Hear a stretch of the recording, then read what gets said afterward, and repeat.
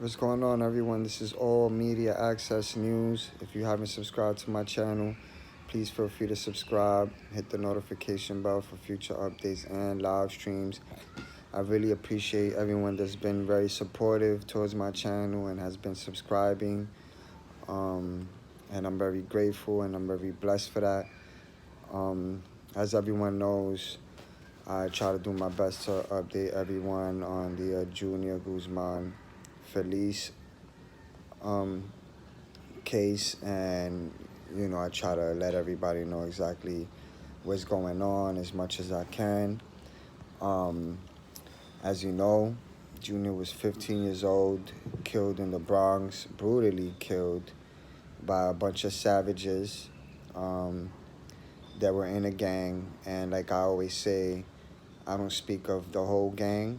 I just speak on the defendants that are being held responsible for doing this to Junior. I don't know anything else about the gang um, entirely, but the ones that did kill Junior are held responsible and have currently been incarcerated and under protective custody.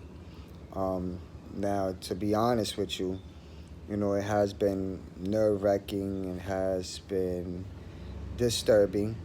Um, Recently, Diego, which is the person that put out the hit on Junior, and Kevin, which is the guy that dragged Junior out the store, have decided to testify against the remaining defendants that are being charged for first-degree murder.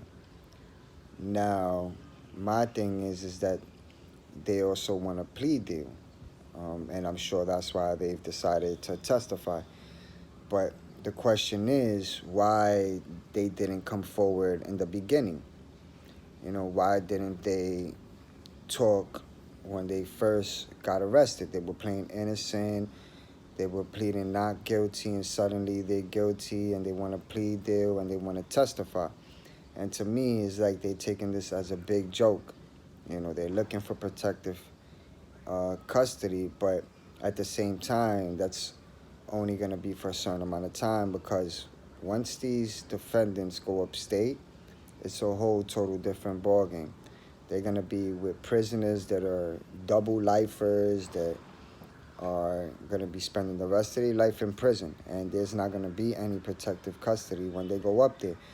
And me personally, I believe that whether they do 5 years, 10 years, my honest opinion, I highly doubt that they're going to do even a few months, because there's people in prison already that know what's going on, that sees what's going on, and knows who these defendants are.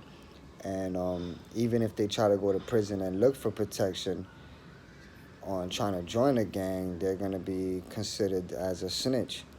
Now, what upsets me, like I said, is that the same people that are held responsible are deciding to testify, tell on everyone else.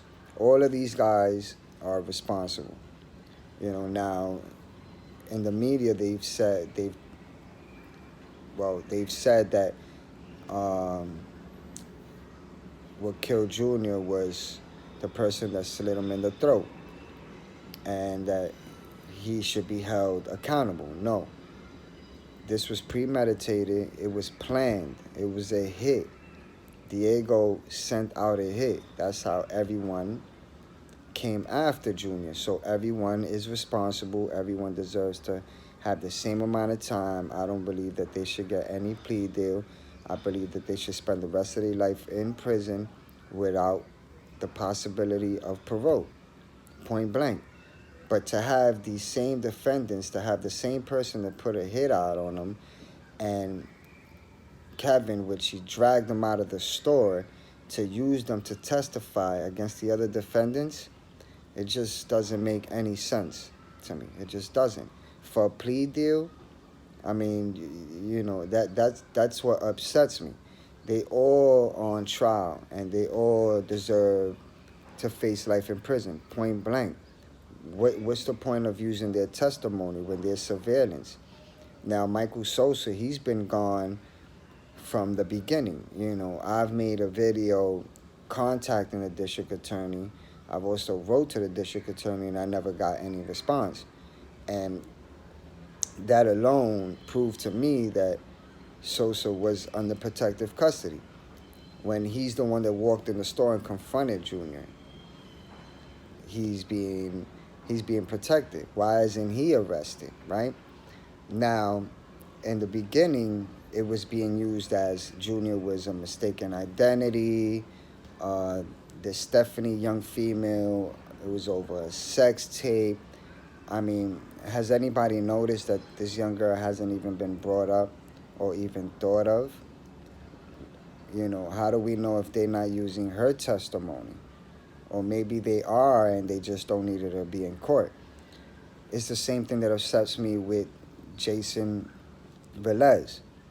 What is a 20-year-old man doing calling a 15-year-old young boy at 9-something at night for $5 to smoke? See, if Junior would have never got that text, Junior would have never went outside. You understand? That's what I want people to understand. Junior would have still been alive.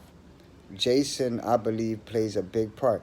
Maybe he didn't do anything to Junior, but I strongly believe that he knew something. In the interview that he did with Channel 11, he has stated that someone had got beat up by 60 people not too long ago before Junior was killed. And if he needed $5, why his grown ass didn't go to where Junior lives and picked up the money himself? You see, these are things. I see the media. I see people giving their opinions, and I have my own perspective and thought about it, and everyone has a voice to base their own opinion. But me personally, I'm very observant. I'm very streetwise, and this whole shit sounds like a complete setup to me. There's no way that Jason did not know that something was going to happen to Junior. Now, instead of him walking Junior back home, he decides to say that Junior had got a text to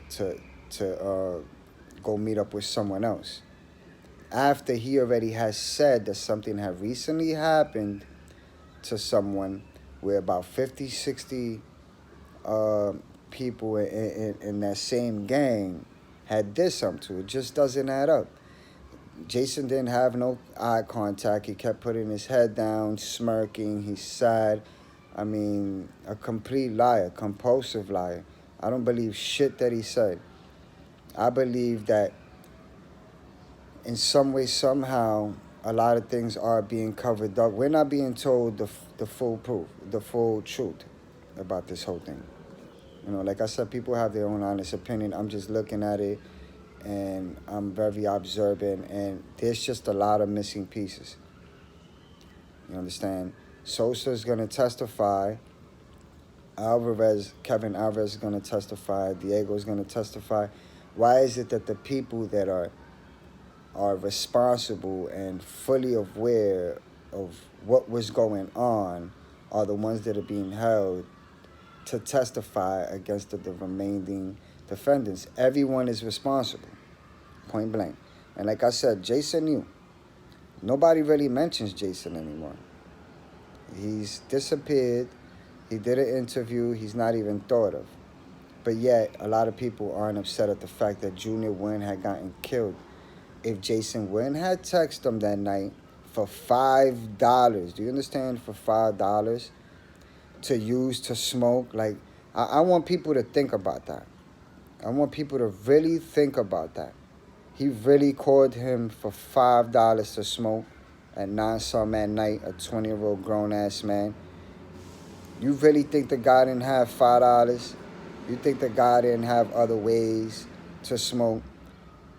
People that actually smoke marijuana, they always find a way. You don't notice that people would find money quicker to buy drugs than to buy food or the things that they need?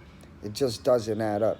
And when Junior met up with him, instead of Jason saying, you know what, Something recently happened. You walked all the way this way to meet up with me. Let me walk you back home. Or instead, go see him. Or instead, don't ask him for shit. Point blank. He led Junior to come out. There's no way in hell that I'm gonna sit here and say that he is not held responsible in any of this. Maybe he didn't put his hands on Junior or anything, but I'm sure he knew that this whole shit was gonna play out. You know what I'm saying? We don't know. We're not behind the scenes. We don't know what's being said, what's being told. And then recently they wanted to ask for another gag. Like, it's a joke. I really don't believe everything the media says. I really don't believe the rumors. I'm very observant and I listen closely to the things that are being said, and I watch the things that are being done. And Jason knows a lot more than what he's saying. Sosa shouldn't be under protective custody. He should be in jail. After he confronted Junior in the store, suddenly he runs to Dominican Republic.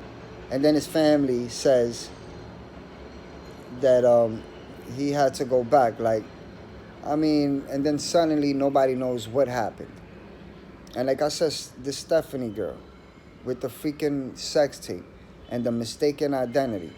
If you're a streetwise person like I am, if I was out there looking for someone with a crowd of people and the person that I run into is not that person, I would leave their ass alone.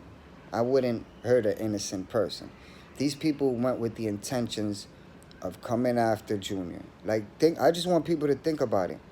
Jason reached out to Junior for $5 to smoke.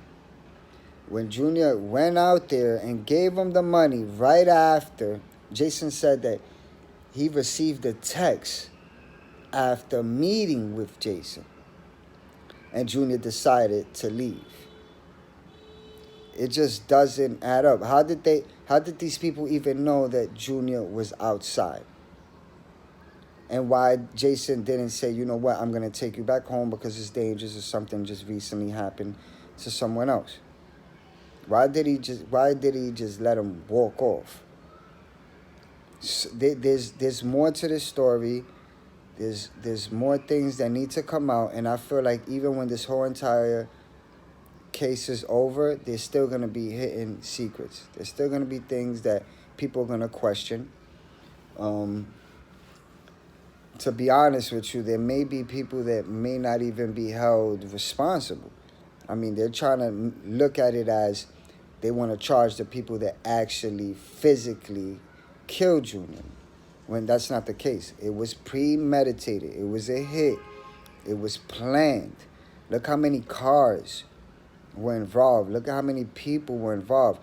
None of these defendants thought about the consequences that they were going to be facing when they were out there driving around chasing Junior. Look at how Junior ran so fast that he dropped his phone and lost his shoes. All right? I do believe that Junior may have known some of the people that did this to him. Because